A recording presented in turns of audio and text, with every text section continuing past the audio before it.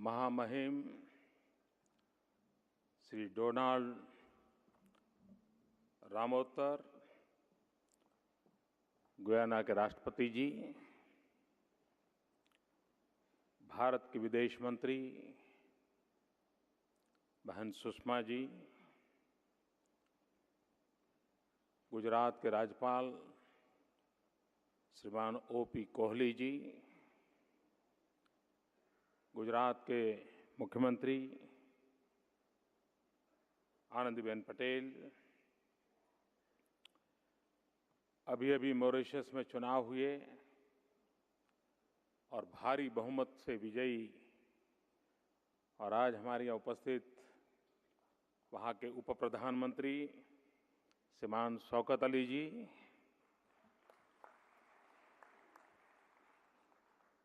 Africa के विदेश मंत्री और जिनका भारत प्रेम आप उनके कपड़ों में भी आज दिखाई देता है,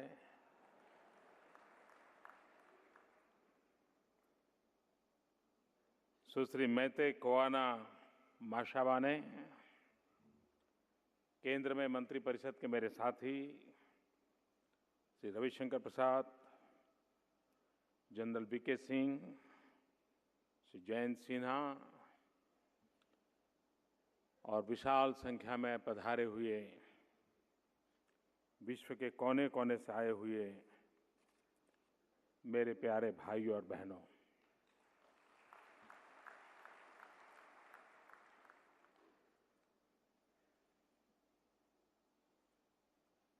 सौ वर्ष पहले एक प्रवासी भारतीय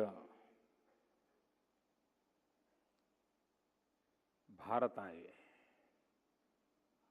और आज 100 साल के बाद सभी प्रवासी भारतीयों का एक प्रवासी गुजराती स्वागत करता है।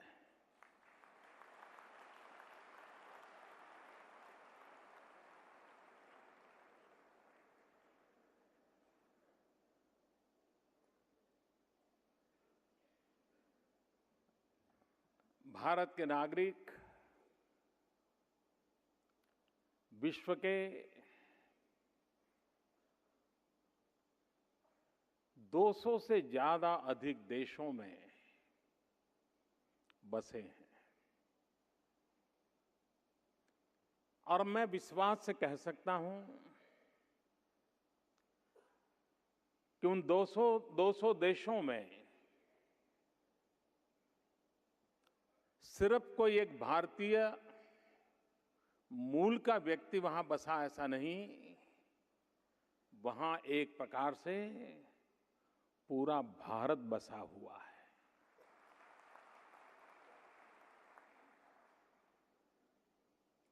आप सबके माध्यम से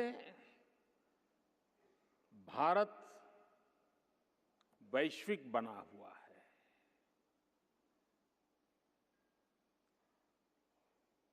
100-150 साल पूर्व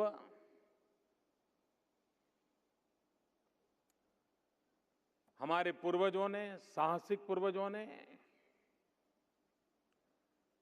विश्व में जहां जहां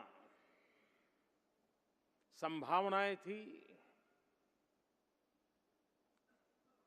कुछ नया करने का उमंग था,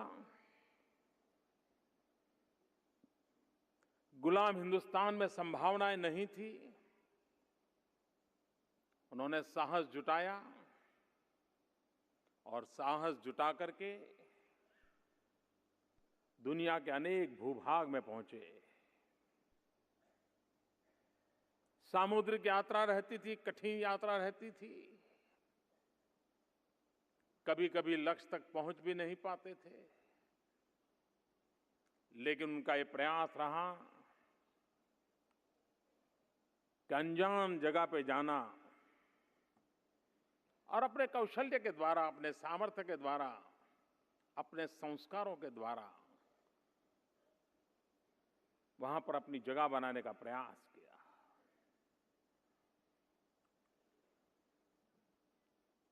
कुछ कालखंड ऐसा भी आया कि जब भारत के शिक्षित लोग, प्रोफेशनल्स जीवन में और नई ऊंचाइयों को पाने के लिए, ज्ञान वृद्धि के लिए, एक्सपोजर के लिए विश्व में गए। उन्होंने भारत की एक नई पहचान बनाई। लेकिन वो एक कालखंड था जब आप अपना प्राण प्रिय देश छोड़ करके, अपने स्वजनों को छोड़ करके, यार दोस्तों को छोड़ करके दुनिया किसी और छोर पर चले जाते थे। कभी साहसिक स्वभाव के कारण, तो कभी संभावनाओं को तलाशने के लिए, तो कभी अवसर खोजने के लिए। वो समय था, शायद ये जरूरी था। लेकिन मैं आप सबका स्वागत करते हुए विश्वास दिलाता हूं, जब हमारे पूर्वज गए थे संभावनाओं को तलाशने के लिए, अब भारत की धरती पर संभावनाएं आपका इंतजार कर रही है।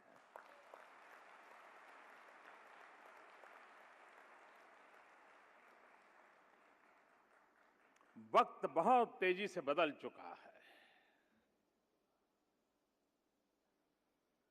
भारत एक नए सामर्थ्य के साथ उठ खड़ा हुआ है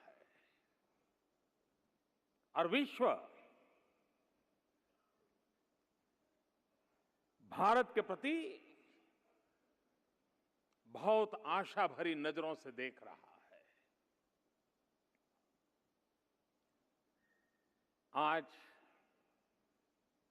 गयाना, साउथ अफ्रीका, मॉरिशस विशेष मेहमान के रूप में हमारे बीच में विराजमान है। मैं जब मुख्यमंत्री नहीं था, उसके पहले मुझे इन सभी स्थानों पर जाने का अवसर मिला है और गयाना के आदरणीय राष्ट्रपति जी अपनी पार्टी का और उनके फाउंडर भूतपूर्व राष्ट्रपति जी का उल्लेख कर रहे थे। उनके सुपुत्र भरत जगदेव जी जब राष्ट्रपति थे, तब मेरा काफी उनसे सत्संग हुआ था। और गयाना के लोग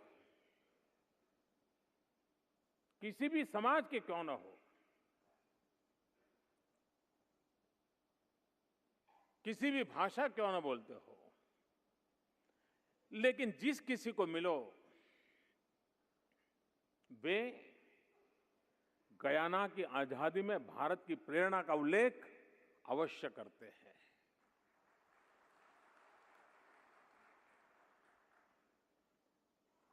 महात्मा गांधी 100 साल पहले साउथ अफ्रीका से चले थे और मातृभूमि की सेवा करने का सपना लेकर के भारत मां को गुलामी की जंजीरों से मुक्त कराने के लिए, मानवतावाद में विश्वास लेकर के इस धरती पर आए थे। वो निकले थे साउथ अफ्रीका से, आए थे हिंदुस्तान। आज साउथ अफ्रीका भी हमारे बीच मौजूद है, जहां से गांधी लौटे थे।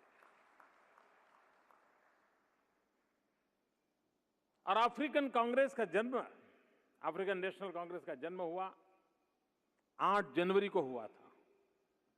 आज 8 जनवरी है, आज ही का दिवस है। जबकि और तब उस समय महात्मा गांधी की दीर्घदृष्टि कैसी थी। उस समय गांधी जी ने अफ्रीकन नेशनल कांग्रेस के जन्म समय पर विश्व को जो संदेश दिया था, उस संदेश में एक विश्वास झलकता था। और उन्होंने कहा था कि ये नवजागरण का प्रेरणा बिंदु बन के रहेगा। ये बात उस समय महात्मा गांधी ने कही थी। आज भी मॉरिशस में 2 अक्टूबर कभी हमारे यहां जिस प्रकार से नहीं मनाई जाती होगी, वैसी 2 अक्टूबर आज भी मॉरिशस में मनाई जाती है।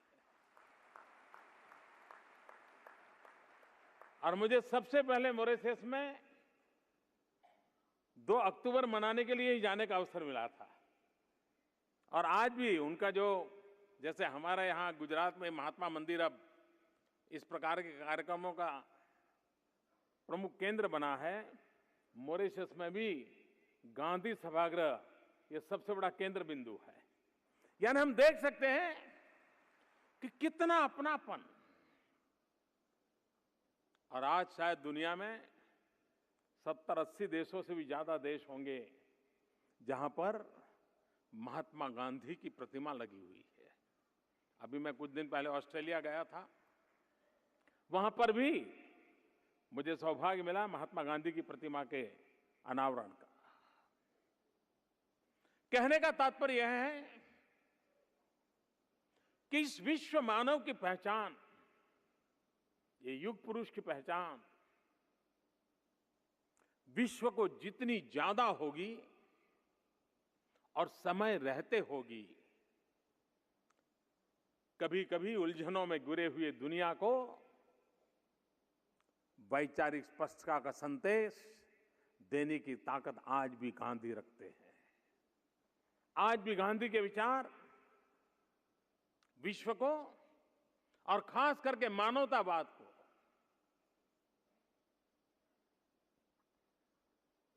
केंद्र में रख करके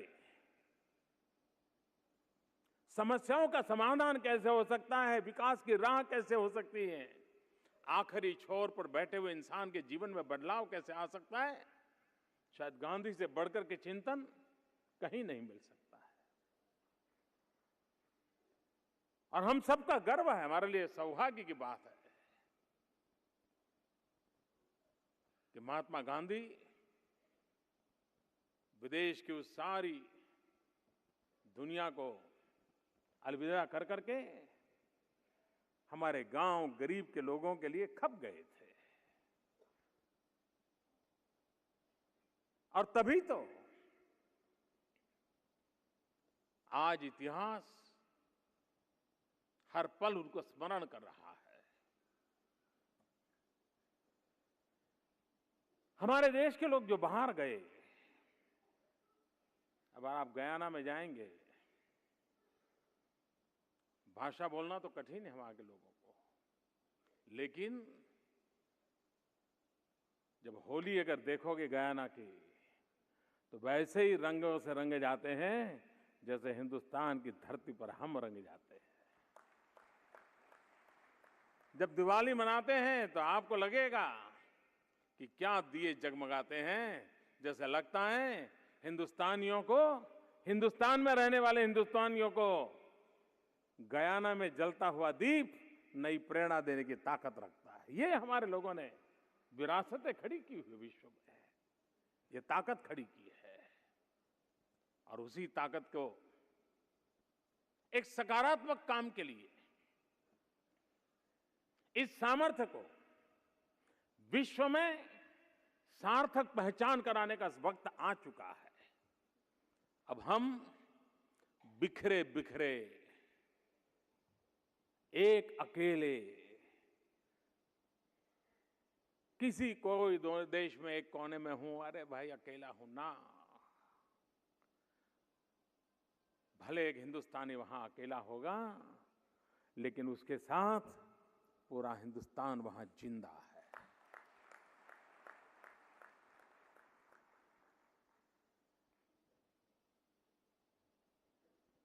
मैं एक नई जिम्मेवारी मिलने के बाद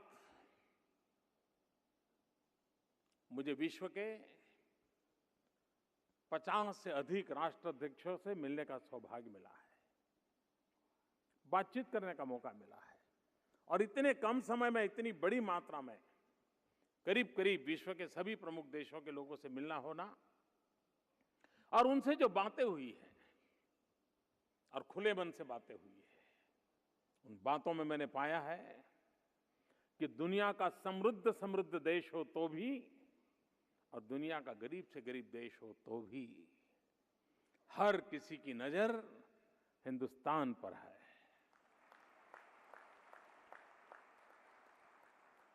हर एक को लगता है कि हम जहां जाना चाहते हैं शायद भारत के साथ कदम मिलाकर के हम चल सकते हैं। हर कोई अपनी एकाध कोई चीज के साथ भारत को जोड़ करके देख रहा है। ऐसे अवसर बहुत कम आते हैं। अब हम हिंदुस्तान के लोग जो विदेशों में बसे हुए हैं, ये उनका कर्तव्य बनता है कि वे इस अवसर को मानव जात के कल्याण की दृष्टि से और भारत के उत्कर्ष की दृष्टि से हम कैसे काम में लगाए सके। और मैं मानता हूं आज हर भारतीय एक शक्ति के रूप में वहां विराजित है। वो अगर संगठित शक्ति बनती है, अगर वे अपने आप में एक ड्राइविंग फोर्स बनती है, तो हम अनेक नए परिणामों को प्राप्त कर सकते हैं। विश्व में भारतीयों के प्रति जो आदर है, जो लगाव है, उसका कारण वहां रहने वाले भारतीय के पास कोई विपुल मात्रा में धन संपदा है इसलिए नहीं है। जिन मूल्यों को लेकर के वो जी रहा है, जिन सांस्कृतिक विरासत का वो प्रतिनिधित्व करता है, और उसका परिणाम है कि आज दुनिया में किसी भी देश में वहां के नागरिक को जब पता चले कि हमारे पड़ोस वाले घर में कोई भारतीय परिवार रहने के लिए आने वाला है, वो सबसे ज्यादा खुशी उसको होती है कि वाह बहुत अच्छा हो गया, हमारे बगल में भारतीय पड़ोसी रहने आया है, हमारे बच्चों के विकास में बहुत काम आएगा। क्यों? क्योंकि फैमिली वैल्यूज वो अपने आप सीख जाएगा। दुनिया के किसी भी देश में भारतीय को यह अनुभव नहीं आता है, नहीं नहीं भाई हमारे मोहल्ले में नहीं, हमारी गली में नहीं, हमारी सोसाइटी में नहीं, ऐसा कभी अनुभव नहीं आता है। ये क्या, वो कौन सी ताकत है? ये अपनापन, ये लगाव दुनिया हमें स्वागत करने के लिए वहां फैला करके खड़ी रहती है। उसका कारण क्या है? ये हमारे मूल्य है, हमारी संस्कृति है, हमारे संस्कार हैं, हमारी इस विरासत को हम जी रहे हैं, उसी की तो वजह से हो रहा है। और इसलिए हमारी ये जो बदौलत है, उस बदौलत को हम कैसे आगे लेकर के जाएं, उस दिशा में हमें प्रयास करना चाहिए। कभी कभार लोगों को लगता है कि भाई अब हम बाहर रहते हैं, सालों से चले गए, अब हम क्या कर सकते हैं। मैं समझता हूं ऐसा सोचने की जरूरत नहीं है। कोई 1-2 महीने पहले की घटना है। मुझे गुजरात से किसी ने एक अखबार का कटिंग भेजा था, उसके जेरॉक्स भेजी थी और बड़ा इंटरेस्टिंग था। मैं नाम वगैरह तो भूल गया। सूरत जिले में कोई एक एनआरआई अपने गांव आते थे, हर साल आते थे। जब अपने गांव आते थे 15 दिन, महीना, 2 महीना जितना भी रुकते थे, वे सुबह झाड़ू लेकर के गांव की सफाई किया करते थे। गांव की गलियों में जाते थे, कूड़ा कचरा साफ करते थे और गांव वाले उनकी बड़ी मजाक उड़ाते थे। उनको लगता था इसका स्क्रू ढीला हो गया है। सबको उनके प्रति बड़ी विचित्रता भाव रहता था। लेकिन इस बार जब वो आए, उन्होंने तो वो काम पहले से कर दिया, इस बार भी शुरू किया। अपने गांव में निकल पड़े, आते ही दूसरे दिन सुबह, जेट लैग वगैरह कुछ नहीं, बस वही काम। इस बार उन्होंने देखा पूरा गांव उनके साथ जुड़ गया था। और वो खबर मुझे किसी ने एक प्रेस कटिंग भेजा था। एक प्रवासी भारतीय मैं 100 साल पहले गांधी को देखता हूं, दुनिया को कैसे खड़ा कर दिया, और एक छोटा सा नागरिक जिसका नाम पहचान कुछ नहीं है, लेकिन कमिटमेंट के साथ उसने अपने गांव को कैसे बदल दिया, इसका उदाहरण मैं कहता हूं। ये ऐसे तो एक अनेकों होंगे जिन्होंने अपनी शक्ति, बुद्धि, समझ को समय रहते मां भारती की सेवा के लिए लगाने का प्रयास किया होगा। और यही तो है हमारी ताकत। आप देखिए, दुनिया भारत को कितना प्यार कर रही है, उसका उदाहरण देखिए। मुझे पहली बार यूएन में जाने का अवसर मिला। वहां मुझे भारत की तरफ से बोलना था। तो बोलते बोलते मैंने एक बात कही कि यूनाइटेड नेशन अनेक अंतर्राष्ट्रीय दिवस मनाता है, चिल्ड्रन डे मनाता है, विमेन डे मनाता है, नॉन वायलेंस डे मनाता है। क्यों न विश्व योगा डे बनाए, अंतर्राष्ट्रीय योग दिवस कैसे बने, ये मैंने वहां प्रस्ताव रखा। और यूनाइटेड नेशन के इतिहास की एक अद्भुत घटना घटी। 193 कंट्रीज है यूएन के member. Out of 193 countries, 177 countries ने को स्पॉन्सर के नाते उस प्रस्ताव का समर्थन किया।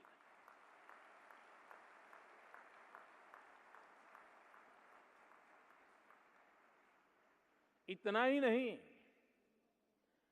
इस प्रकार के प्रस्तावों में आज तक जितना समर्थन मिला है, ये रिकॉर्ड ब्रेक है। किसी भी प्रस्ताव को कभी भी इतने सारे देशों ने समर्थन किया ऐसा नहीं हुआ। 40 से अधिक मुस्लिम कंट्रीज ने समर्थन किया।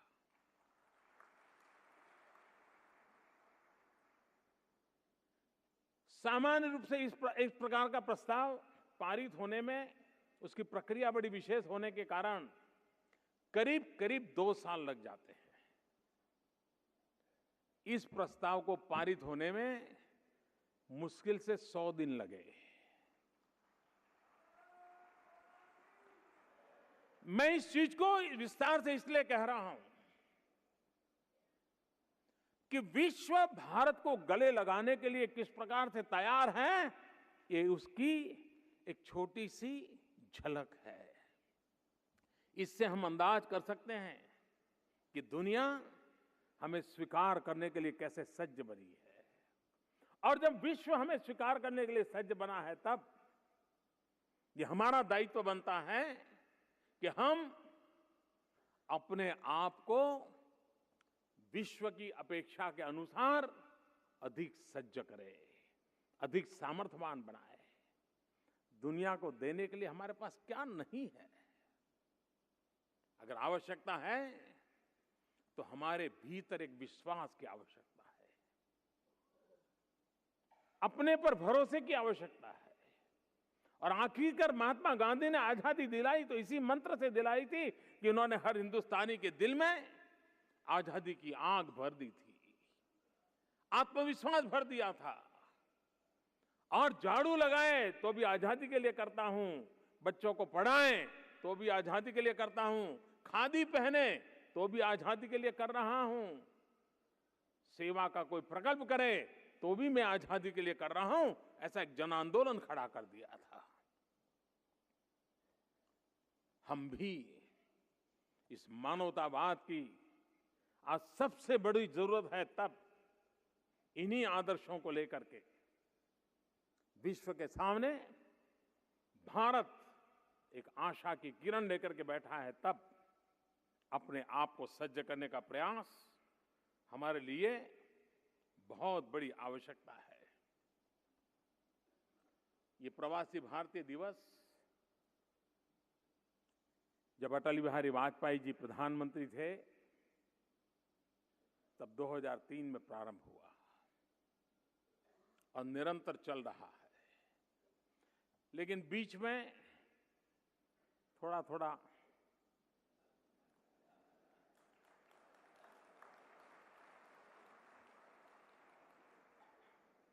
आप लोगों का भी आने का मन नहीं करता था।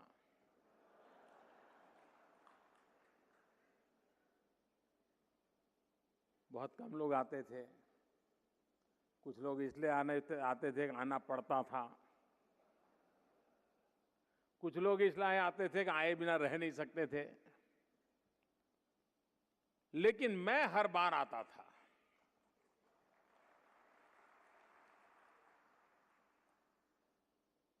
और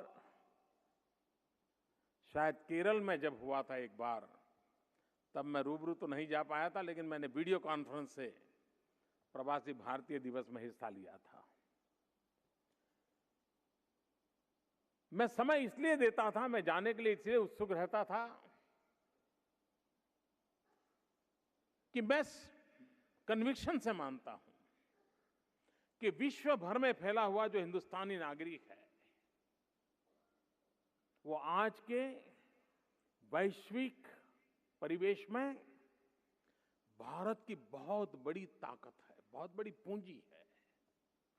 और इस पर हम जितना ध्यान देंगे, हम आसानी से विश्व फलक पर अपनी जगह बना सकते हैं। और इसलिए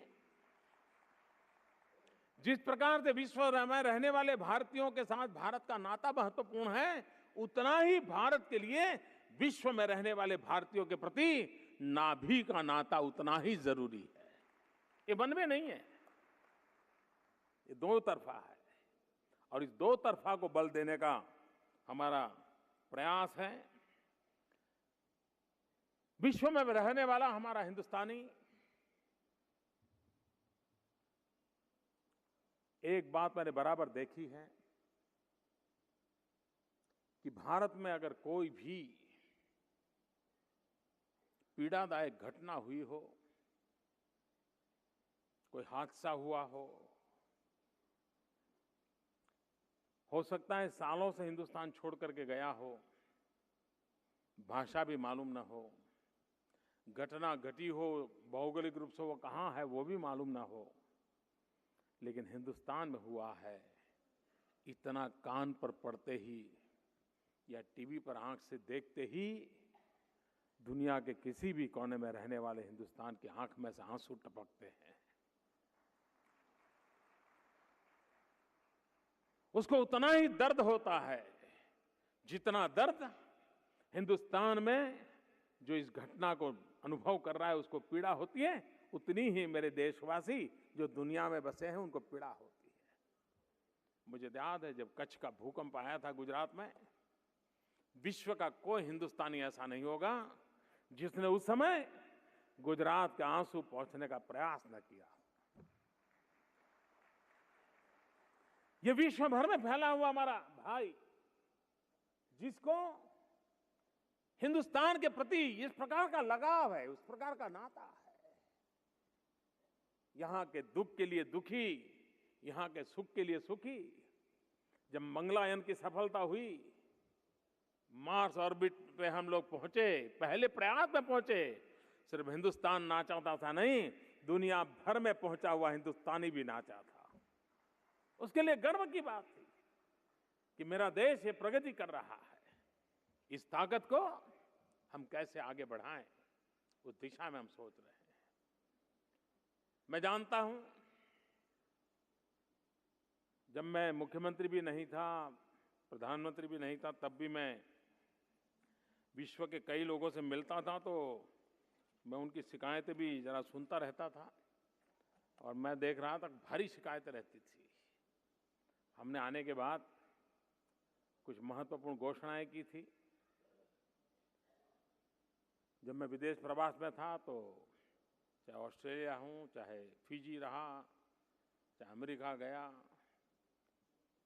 जो बातें मैंने बताई थी कि हम ये करेंगे, आज मैं गर्व के साथ आपको हिसाब देता हूं कि हमने जो कहा था वो सब पूरा कर दिया है।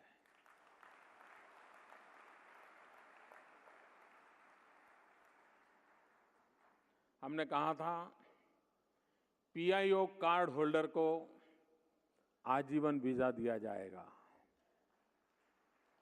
वो काम हो चुका है। अब आपको एम्बेसी के चक्कर काटने की जरूरत नहीं पड़ेगी। दूसरी एक समस्या थी, वो क्यों थी वो अभी भी मेरे समझ में नहीं आता है। जो पीआईओ कार्ड होल्डर जो थे और भारत में आकर के रहते थे, तो हर सप्ताह उनको पुलिस स्टेशन जाना पड़ता था, कुछ सिखाने के लिए नहीं, हाजिरी लगानी पड़ती थी। और जब मैं ये सुनता था तो मुझे होता है ये क्यों ऐसा क्यों हो रहा है। लेकिन जब ये काम करने की जिम्मेवारी मेरी आई, ये नियम अब समाप्त कर दिया गया है।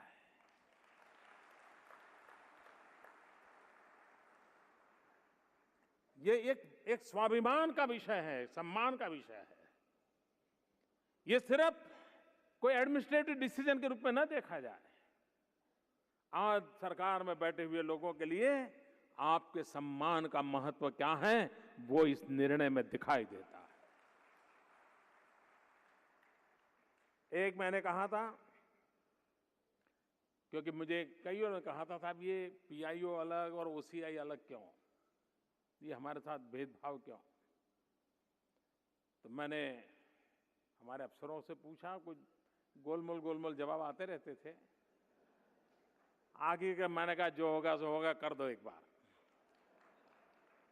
अब हमने घोषणा तो कर दी, जब यहां आए तो हमने सारा कानून बदलना था, बड़ा एक्ट बदलना था, बड़ी लंबी प्रक्रिया थी।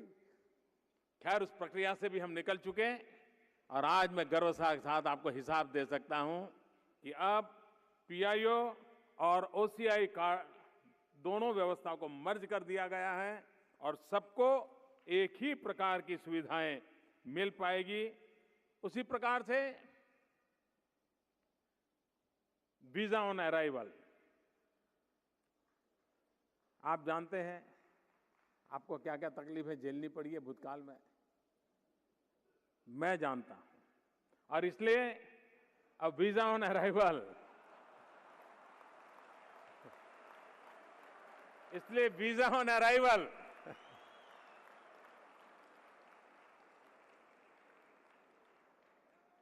आपके लिए ये सुविधा कर दी गई है। करीब दुनिया के 43 कंट्रीज को इसका बेनिफिट ऑलरेडी हमने कर दिया है। उसी प्रकार से इलेक्ट्रॉनिक ट्रैवल ऑथराइजेशन, ये व्यवस्था भी कर दी है ताकि ऑनलाइन कॉरेस्पॉन्डेंस से भी आप ये काम कर सकते हैं, आपका समय सबसे ज्यादा बचे। और हमारी एम्बेसी एक प्रकार से आपके लिए सर्वाधिक उपयोगी हो, उस दिशा के महत्वपूर्ण कदम इस सरकार ने ऑलरेडी उठा लिए हैं। दिल्ली में एक प्रवासी भारतीय केंद्र, उसकी स्थापना का निर्णय हुआ था, अब उसका भवन तैयार हो गया है। थोड़े ही दिनों में वो भी प्रारंभ हो जाएगा और मैं मानता हूं कि इसका लाभ आने वाले दिनों में सभी प्रवासी भारतीयों को मिलेगा। कुछ लोगों को लगता है कि प्रवासी भारतीयों के साथ ये जो मेल मिलाप है कुछ अपेक्षाओं के से है। मैं समझता हूं ये अपेक्षाओं के लिए नहीं है। अपनों से मिलना यही अपने आप में एक ताकत होती है। मिल बैठ करके एक दूसरे के सुख दुख बांटना, ये भी अपने आप में एक बहुत बड़ी ऊर्जा का केंद्र बन जाता है। और इसलिए यह हमारा मेल मिलाप, उसकी अपनी एक विशेषता है। और अब तो युवा पीढ़ी जो कि जिनका जन्म ही वहां हुआ, सेकंड जनरेशन थर्ड जनरेशन है, वे युवक भी इन दिनों बहुत बड़ी मात्रा में शरीक होते हैं, क्योंकि उनको भी भारत के लिए कुछ न कुछ करने का उमंग रहता है। जिनके मन में कुछ करना है उनके लिए बहुत कुछ है, लेकिन हर चीज पाउंड और डॉलर से ही होती हैं, ये मानने की आवश्यकता नहीं है। मैंने ऐसे लोग देखे हैं। मैं जब गुजरात में हम भूकंप के लिए काम कर रहे थे, मैं कनाडा से एक बच्ची आई थी, मैं उसे मिला था, मुस्लिम परिवार से थी। उसका जन्म शायद अफ्रीकन कंट्रीज में हुआ और बाद में वो परिवार उसका कनाडा में शिफ्ट हुआ था। उसके पिता ने, उसकी माता ने कभी हिंदुस्तान देखा नहीं था, लेकिन कच्छ के भूकंप के बाद वो आई, कच्छ में रही और महीनों तक उसने कच्छ में काम किया था। ये जो ताकत है, ये ताकत जो है, इसको हमने समझने की आवश्यकता है। हमारे पास ज्ञान है, हमारे पास अनुभव है, हमारे पास एक विशिष्ट परिस्थिति में काम करने का एक्सपोजर है, हम एक अलग प्रकार की डिसिप्लिन से गुजरे हुए लोग हैं। ये वो चीजें हैं जो हम अपने यहां इंजेक्ट कर सकते हैं, इसको ला सकते हैं, और हमारे रहते हुए कुछ समय अपने लोगों के साथ बिता करके हम इन चीजों को कर सकते हैं, और ये भी देश की बहुत बड़ी सेवा होती है। इन दिनों स्वच्छ भारत का एक अभियान चलाया है, लेकिन एक बहुत बड़ा महत्वपूर्ण काम जो मैं जानता हूं आप सबके दिलों में भी वो उतनी ही ताकत रखता है, आपके दिलों को भी छूने के लिए उस बात में उतना ही सामर्थ्य है, और वो है मां गंगा की सफाई।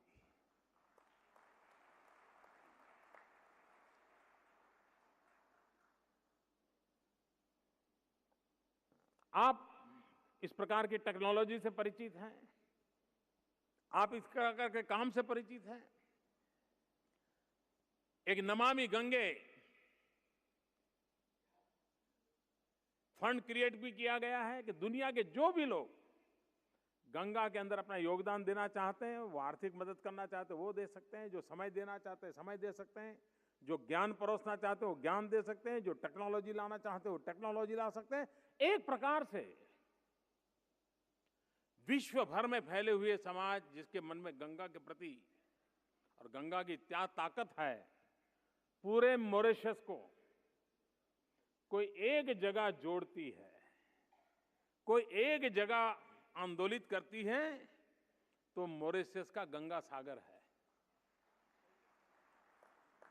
तालाब तो मॉरिशस के लोगों ने खुद बनाया है, तालाब है, लेकिन गंगा जी से लेकर के वहां जाकर के जल डाला, जल तो थोड़ा ही डाला, लेकिन उन्होंने उसमें से एक भाव जगत पैदा किया कि ये गंगा का प्रतिनिधित्व करती है। और आज भी शिवरात्रि का मेला देखो या पूरे मॉरिशस के मूल भारतीयों को जोड़ने का कोई एक जगह है तो वो गंगा सागर है।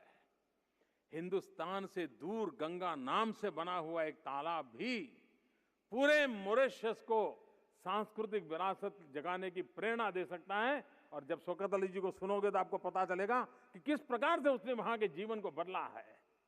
तो ये तो मां गंगा 2500 किलोमीटर लंबी, हिंदुस्तान की 40% जनसंख्या जिसके साथ सीधी सीधी जुड़ी हुई है। और मेरे लिए गंगा की सफाई जिस प्रकार से एनवायरनमेंट का विषय है, गंगा की सफाई श्रद्धा का विषय है, गंगा की सफाई सांस्कृतिक विरासत का विषय है, उसी प्रकार से गंगा की सफाई उन 40% उस भूभाग में रहने वाले भाइयों बहनों की आर्थिक उन्नति का भी प्रतीक बन सकता है। और इसलिए उस काम को हमें करना है। और जिन राज्यों से मां गंगा गुजरती है, वहां पर आर्थिक उन्नति के लिए हम जितना करें उतना कम है। चाहे उत्तर प्रदेश हो, बिहार हो, झारखंड हो, उत्तराखंड हो, पश्चिम बंगाल हो, ये सारा इलाका है जहां पर आर्थिक उन्नति की बहुत संभावनाएं पड़ी है।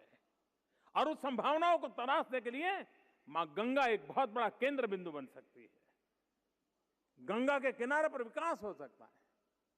120 से ज्यादा शहर है गंगा के किनारे पर, 6000 से ज्यादा गांव है, 2500 किलोमीटर लंबा है। और काशी जैसा तीर्थ क्षेत्र हो या हरिद्वार ऋषिकेश हो या गंगोत्री जमुनोत्री हो, क्या कुछ नहीं है। इस विरासत को लेकर के हम आगे बढ़ना चाहते हैं। मैं आपको निमंत्रण देता हूं, आइए, आपका ज्ञान, बुद्धि, सामर्थ्य जो कुछ भी हो, इसके साथ जुड़िए।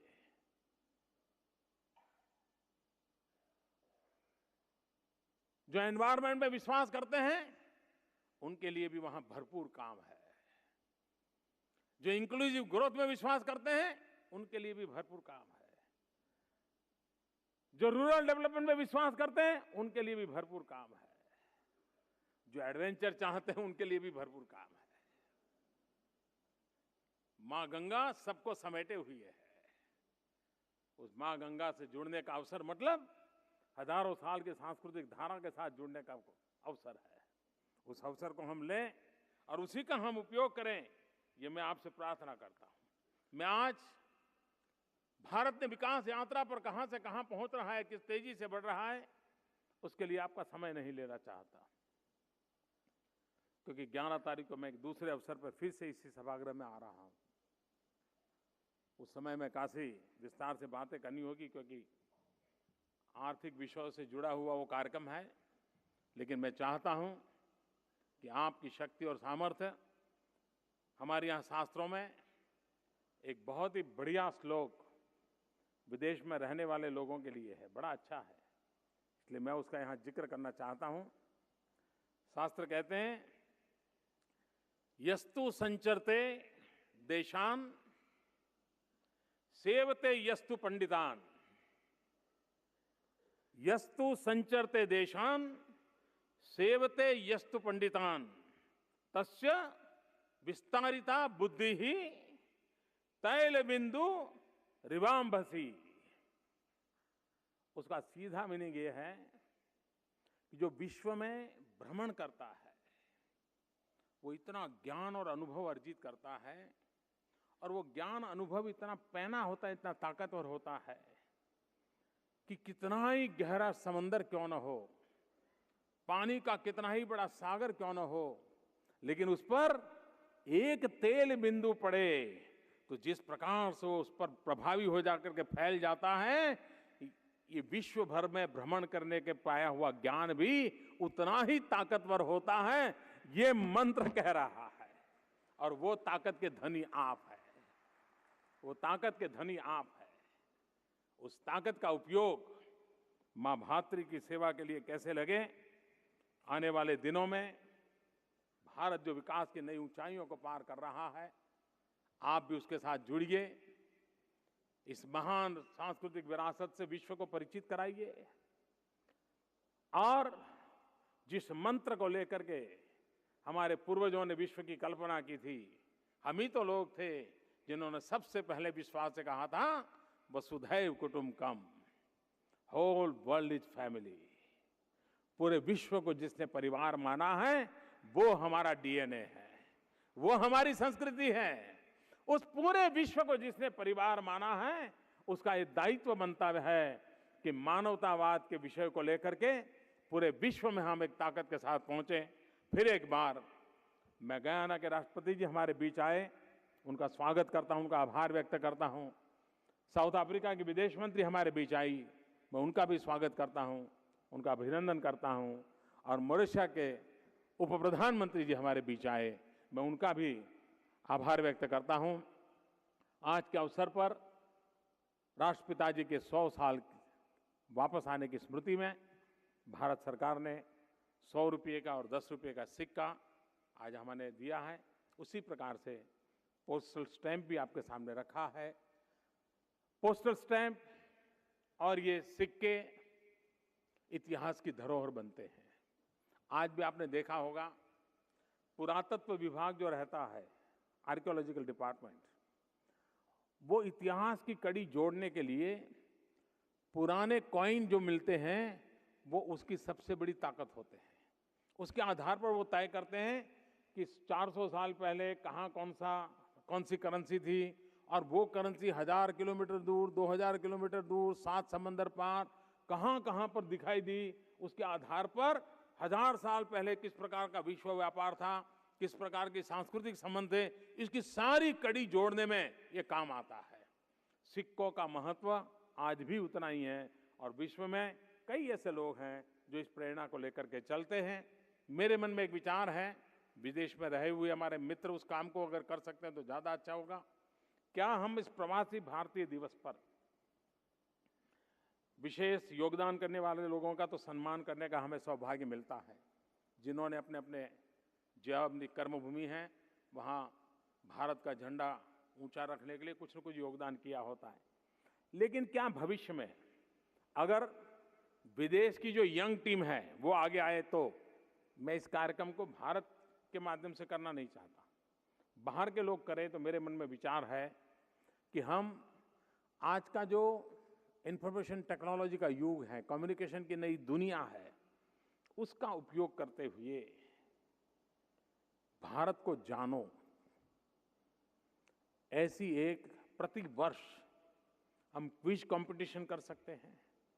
ऑनलाइन क्विज कंपटीशन, भारत के संबंध में ही सवाल हो और भारत के बाहर रहने वाले लोग उसमें शरीक हो, वे उसमें हिस्सा लें और उसमें जिसका नंबर आए उनका सम्मान प्रवासी भारतीय दिवस में होता रहे, ताकि साल भर क्विज कंपटीशन के माध्यम से हमारी युवा पीढ़ी को ऑनलाइन जाकर के उस क्विज कंपटीशन में जुड़ करके ज्यादा से ज्यादा मार्क्स पाने का प्रयास हो और पूरे विश्व में भारत को जानने का एक बहुत बड़ा आंदोलन खड़ा हो जाए, उस दिशा में हम प्रयास कर सकते हैं। मैं फिर एक बार आप सबको प्रवासी भारतीय दिवस पर बहुत बहुत शुभकामनाएं देता हूं और पूज्य बापू ने भारत आकर के भारत को गुलामी की जंजीरों से मुक्त कराया, इतना ही नहीं, भारत का मानवतावाद का संदेश था और पूरे विश्व को पहुंचाया।